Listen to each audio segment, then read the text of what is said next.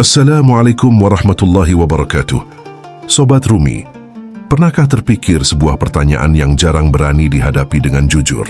Apakah semua usaha mendidik anak yang terlihat benar selalu benar bagi jiwanya? Di balik niat baik, aturan rapi dan harapan tinggi, sering tersembunyi satu kenyataan sunyi bahwa tidak sedikit anak tumbuh bukan karena panggilan fitrahnya, melainkan karena dorongan untuk menjadi versi yang diinginkan orang tuanya. Bukan karena dunia terlalu keras, tetapi karena rumah terlalu penuh tuntutan yang tidak pernah diucapkan dengan suara, namun terus ditekan lewat sikap dan harapan. Dalam pandangan Rumi dan para sufi, anak tidak pernah datang ke dunia dalam keadaan rusak. Jiwa mereka lahir membawa kejernihan, membawa cahaya, membawa kepekaan yang masih utuh. Namun justru di sanalah letak persoalannya. Dunia orang dewasa seringkali tidak sabar menghadapi kejernihan itu. Maka pendidikan berubah perlahan, dari menjaga menjadi membentuk, dari menemani menjadi mengarahkan, dari memahami menjadi menuntut. Rumi tidak pernah mengajarkan bahwa kesalahan terbesar orang tua adalah kurang mendidik. Justru sebaliknya, kesalahan terbesar seringkali lahir dari terlalu sibuk membentuk, terlalu ingin memperbaiki, terlalu takut jika anak berjalan di luar skenario yang telah disusun. Di titik inilah niat baik berubah menjadi tekanan yang tidak disadari, dan kasih sayang menjelma menjadi kontrol yang halus. Tanpa disadari, jiwa anak mulai belajar satu hal yang berbahaya, bahwa cinta harus dibayar dengan kepatuhan dan penerimaan hanya datang jika sesuai harapan. Perlahan, anak tidak lagi mendengarkan suara batinnya sendiri, tetapi belajar membaca ekspresi wajah, nada suara dan keinginan orang tua. Dari sinilah banyak anak tumbuh rapi di luar, namun bingung di dalam. Para sufi memandang pendidikan bukan sebagai proses mengisi jiwa, melainkan menjaga agar jiwa tidak terluka. Anak bukan kertas kosong, melainkan amanah Allah yang telah membawa fitrahnya sendiri. Tugas orang dewasa bukan menulis ulang jiwa itu, melainkan memastikan tulisan aslinya tidak terhapus oleh ambisi, ketakutan dan luka masa lalu yang belum selesai. Seringkali luka itu tidak diwariskan lewat kekerasan, tetapi lewat kecemasan. Kecemasan agar anak tidak gagal, kecemasan agar anak tidak salah jalan, kecemasan agar anak menjadi cukup. Namun tasawuf mengingatkan, kecemasan yang tidak disadari dapat berubah menjadi belenggu batin bagi anak. Bukan karena orang tua tidak sayang, tetapi karena cinta belum dibersihkan dari rasa takut. Rumi pernah menyiratkan bahwa jiwa yang paling lembut adalah jiwa yang paling mudah terluka. Maka tidak heran jika anak-anak yang terlihat keras kepala, mudah melawan, atau menarik diri, seringkali adalah anak-anak dengan batin yang sangat sensitif. Mereka bukan menolak dididik, tetapi menolak ditekan. Mereka bukan ingin melawan, tetapi ingin diakui sebagai jiwa yang utuh. Pembahasan ini tidak hadir untuk menghakimi siapapun, tidak untuk menyalahkan cara lama, tidak pula untuk meninggikan diri sebagai paling benar. Jalan sufi selalu dimulai dari kesadaran, bukan tuduhan, dari pemahaman, bukan penghakiman, dari keheningan, bukan kemarahan. Melalui pandangan Rumi dan para sufi, pembahasan ini akan mengajak melihat pendidikan anak dari sudut yang jarang dibicarakan, bukan dari sisi prestasi, kepatuhan, atau keberhasilan dunia, tetapi dari sisi keselamatan jiwa. Bagaimana mendidik tanpa mematahkan fitrah? Bagaimana membimbing tanpa melukai batin? Bagaimana hadir sebagai orang tua tanpa menjadikan anak sebagai proyek ego? Dan pembahasan ini bukan hanya tentang anak, karena dalam tasawuf, mendidik anak sejatinya adalah cermin untuk mendidik diri. Ketika cara memandang anak berubah, seringkali yang paling pertama disentuh adalah batin orang dewasa itu sendiri. Mari melangkah pelan-pelan, dengan hati yang terbuka menuju cara mendidik yang lebih sadar, cara yang membuat anak tumbuh utuh dan orang tua bertumbuh bersama. Dan di akhir pembahasan ini, satu pemahaman penting akan terbuka dengan sendirinya. Sebuah pemahaman yang sering terlewat karena tertutup niat baik dan kesibukan mendidik. Mengapa anak-anak yang terlihat paling keras kepala, paling sulit diatur, dan paling sering melawan? Justru seringkali adalah anak-anak dengan jiwa yang sangat sensitif, sangat peka, dan sangat dalam. Bukan karena mereka buruk, tetapi karena mereka terlalu sadar terhadap tekanan yang tidak terlihat. Mengapa semakin kuat usaha mengontrol anak, semakin jauh jarak batin yang tercipta, semakin banyak aturan, semakin sedikit kehadiran, semakin tinggi tuntutan, semakin rendah rasa aman. Hubungan yang seharusnya menjadi tempat pulang, perlahan berubah menjadi ruang ujian yang melelahkan jiwa. Para sufi memandang hubungan orang tua dan anak bukan sekadar relasi biologis, tetapi perjumpaan dua jiwa dalam rencana Allah. Jiwa yang satu masih jernih, jiwa yang lain telah dibentuk oleh pengalaman, luka, dan ketakutan. Ketika jiwa yang terluka mencoba membentuk jiwa yang masih murni, seringkali yang terjadi bukan pendidikan, melainkan pemindahan beban yang tidak disadari. Rumi pernah menyampaikan sebuah peringatan yang terdengar indah, namun menyimpan makna yang sangat dalam. Jangan mendidik anakmu untuk dunia yang telah mati. Kalimat ini sering dikutip, sering dipuji, namun jarang dipahami dengan tenang. Banyak yang mengartikannya sebagai kebebasan tanpa arah, atau penolakan terhadap aturan dan disiplin. Padahal makna sejatinya jauh lebih sunyi dan lebih dalam dari itu. Dunia yang telah mati bukanlah dunia luar semata, melainkan pola lama dalam batin orang dewasa. Dunia ketakutan, dunia perbandingan, dunia ambisi yang lahir dari luka. Ketika anak dipaksa hidup sesuai dunia batin yang belum selesai, disitulah jiwa mulai kehilangan arah. Anak terlihat patuh, namun batinnya perlahan mati rasa. Atau sebaliknya, anak terlihat melawan karena jiwanya menolak mati sebelum waktunya. Jika kalimat Rumi ini disalahpahami, justru akan melahirkan generasi yang rapuh, generasi yang tampak bebas namun kehilangan pijakan, generasi yang tampak kuat namun rapuh di dalam. Maka jalan sufi selalu menolak sikap tergesa-gesa, tidak tergesa mendidik, tidak tergesa menghakimi, dan tidak tergesa menyimpulkan. Para sufi memahami bahwa setiap jiwa memiliki waktunya sendiri untuk tumbuh. Pohon yang dipaksa berbuah sebelum akarnya kuat akan roboh ketika angin datang.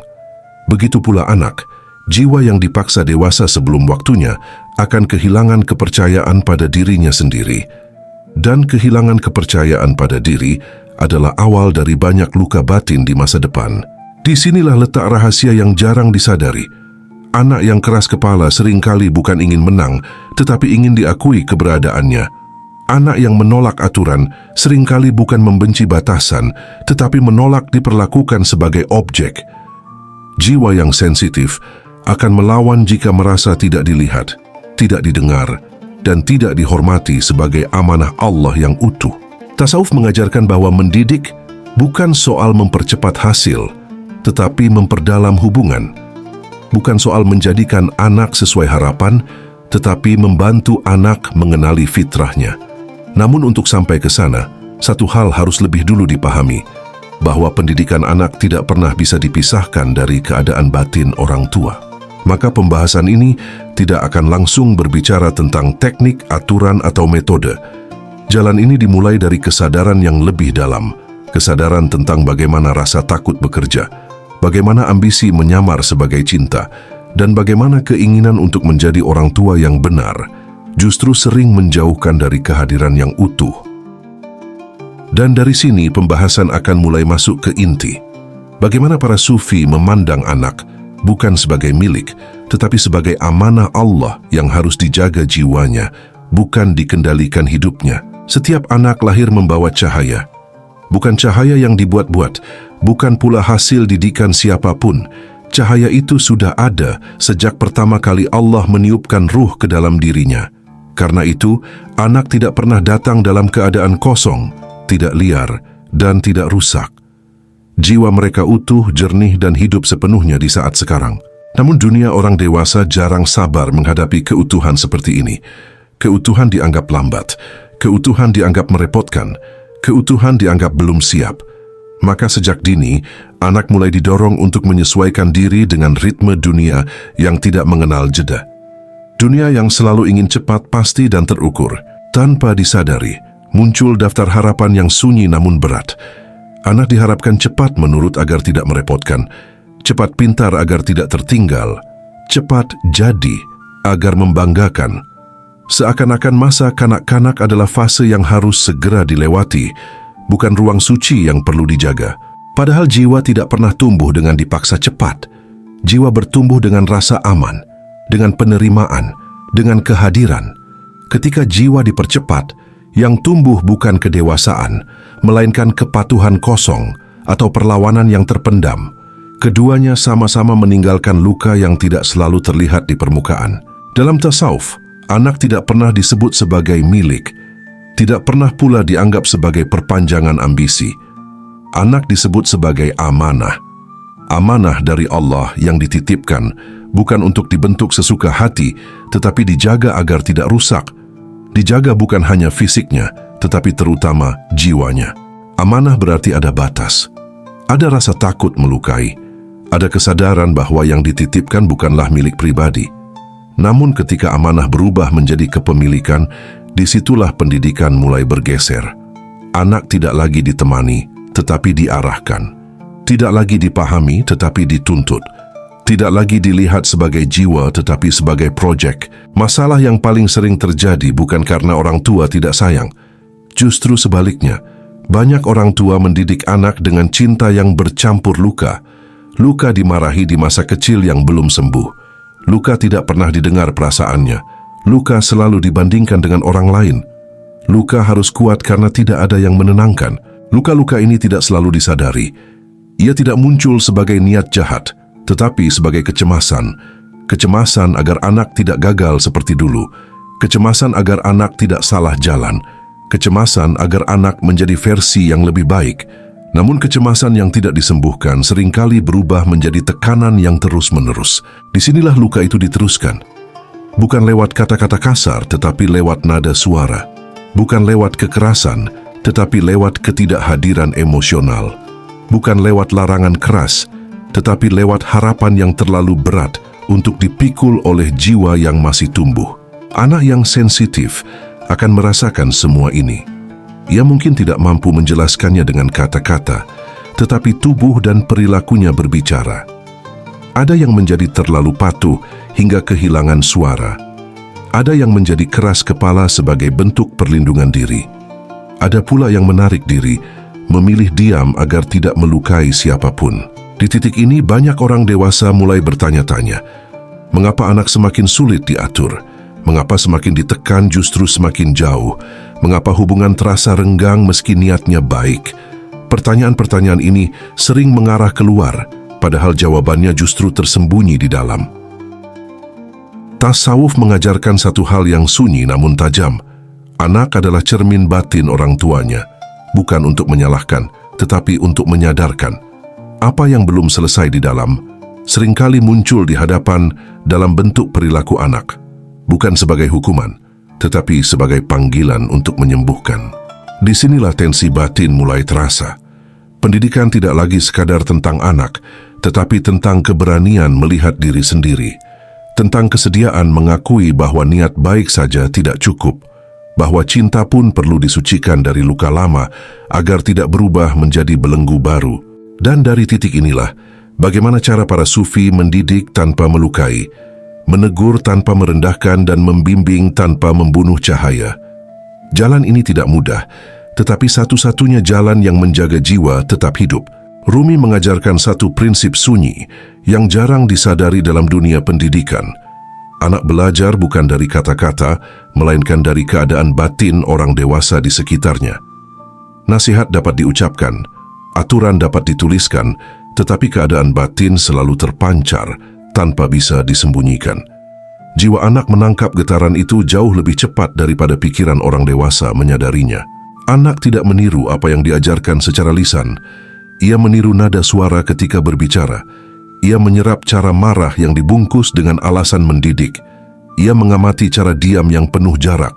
Ia menyimpan cara menghadapi masalah, apakah dengan kesabaran atau dengan kecemasan. Semua itu direkam oleh jiwa, bukan oleh ingatan biasa. Karena itu para sufi tidak pernah memulai pendidikan dari aturan, tetapi dari penyucian batin. Ketika batin tenang, kata-kata menjadi lembut tanpa dibuat-buat. Ketika batin jujur, nasihat tidak terasa menggurui. Dan ketika batin hadir sepenuhnya, anak merasa aman tanpa perlu dijelaskan panjang lebar. Sufi mendidik dari dalam, bukan dari luar. Dari kesadaran, bukan dari reaksi. Dari keheningan, bukan dari teriakan. Pendidikan yang lahir dari dalam tidak memerlukan banyak ancaman, karena kehadiran itu sendiri sudah cukup menjadi pegangan bagi jiwa anak. Disiplin dalam pandangan Sufi bukanlah penindasan, melainkan penataan. Bukan pembungkaman, melainkan pengarahan. Ketegasan tetap diperlukan, tetapi ketegasan yang tidak merusak harga diri. Ketegasan yang tidak menjadikan anak merasa ditolak sebagai pribadi. Perbedaan ini sangat halus, namun dampaknya sangat dalam. Ketika perilaku disalahkan tanpa menyerang jati diri, anak belajar bertanggung jawab tanpa merasa dirinya buruk. Ketika kesalahan ditegur tanpa merendahkan, jiwa tetap utuh meski diarahkan. Ucapan yang mengatakan anak nakal tidak hanya menegur perilaku tetapi menempelkan identitas. Identitas ini akan dibawa ke dalam batin dan perlahan dipercaya sebagai kebenaran tentang diri. Sebaliknya, ketika dikatakan bahwa suatu perbuatan tidak selaras dengan cahaya dalam dirinya, yang disentuh bukan rasa malu, tetapi kesadaran. Inilah inti pendidikan Sufi. Bukan memperbaiki dengan rasa takut, tetapi membangkitkan kesadaran akan kebaikan yang sudah ada. Anak dipandang bukan sebagai objek yang harus diatur, tetapi sebagai jiwa yang sedang belajar mengenali dirinya sendiri di hadapan Allah. Cara memandang inilah yang menentukan segalanya. Ketika anak dipandang sebagai objek, pendidikan berubah menjadi kontrol. Ketika anak dipandang sebagai jiwa, pendidikan berubah menjadi pendampingan. Satu melahirkan kepatuhan kosong atau perlawanan, yang lain melahirkan kepercayaan dan kedewasaan batin.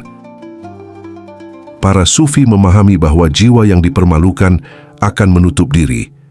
Jiwa yang dihargai akan terbuka untuk diarahkan. Maka mereka lebih berhati-hati dalam menegur daripada dalam memuji. Karena satu kalimat yang salah dapat tertanam lebih lama daripada 100 nasihat yang baik. Anak yang terlihat keras kepala seringkali disalahpahami sebagai pembangkang. Padahal, dalam banyak kasus, keras kepala bukanlah tanda keburukan, melainkan tanda jiwa yang hidup dan peka. Jiwa yang mampu merasakan tekanan, menangkap nada, dan membaca situasi jauh lebih dalam daripada yang terlihat di permukaan. Jiwa yang dalam tidak mudah tunduk pada paksaan, bukan karena ingin melawan, tetapi karena ingin melindungi dirinya sendiri. Ketika tekanan datang bertubi-tubi, jiwa seperti ini tidak hancur, melainkan mengeras. Ia membangun dinding agar cahaya di dalamnya tidak padam. Dari luar terlihat sebagai perlawanan, dari dalam sebenarnya adalah upaya bertahan. Semakin kuat usaha mengontrol, semakin sempit ruang bernapas yang dirasakan. Kontrol yang berlebihan membuat anak belajar satu hal yang menyakitkan, bahwa menjadi diri sendiri tidak sepenuhnya aman. Maka jiwa mulai memilih dua jalan, menutup diri dan menjadi patuh secara lahiriah, atau melawan agar tetap bisa merasakan hidup. Tasawuf memandang reaksi ini bukan sebagai kesalahan anak, melainkan sebagai tanda bahwa ada kebutuhan batin yang tidak terpenuhi. Jiwa yang dihormati akan melembut, jiwa yang ditekan akan menegang, dan jiwa yang terus-menerus ditekan pada akhirnya akan menjauh bukan karena benci tetapi karena lelah. Disinilah perbedaan mendasar antara pendidikan yang mengandalkan kontrol dan pendidikan yang lahir dari kesadaran. Pendidikan yang berfokus pada kontrol berusaha menciptakan kepatuhan. Pendidikan Sufi berusaha menciptakan rasa aman. Karena hanya jiwa yang merasa aman yang berani tumbuh tanpa topeng. Rasa aman bukan berarti tanpa batas. Rasa aman adalah keyakinan bahwa keberadaan diri tidak dipertaruhkan setiap kali melakukan kesalahan. Bahwa cinta tidak dicabut hanya karena ketidaksempurnaan, bahwa bimbingan datang tanpa ancaman kehilangan penerimaan. Ketika anak merasa aman, tidak ada kebutuhan untuk memberontak, tidak ada dorongan untuk melawan hanya demi membuktikan keberadaan diri. Jiwa yang aman akan terbuka, mendekat, dan perlahan belajar mengatur dirinya sendiri, bukan karena takut, tetapi karena sadar. Para Sufi memahami bahwa ketaatan yang lahir dari rasa takut tidak pernah bertahan lama. Ia hanya bekerja selama pengawasan ada, namun kesadaran yang lahir dari rasa aman akan tinggal lama di dalam batin. Ia menjadi kompas yang bekerja bahkan ketika tidak ada yang melihat. Anak yang dibesarkan dengan rasa aman belajar mencintai kebenaran, bukan takut pada hukuman. Ia belajar bertanggung jawab, bukan sekadar menghindari kesalahan. Ia belajar mengenali dirinya sebagai hamba Allah yang berharga, bukan sebagai objek penilaian yang terus-menerus diukur. Pada titik ini, pendidikan tidak lagi terasa sebagai beban. Ia berubah menjadi perjalanan bersama. Orang tua tidak lagi berdiri di atas, tetapi berjalan di samping, memberi arah tanpa menekan, menegur tanpa merendahkan, dan membimbing tanpa menghilangkan cahaya.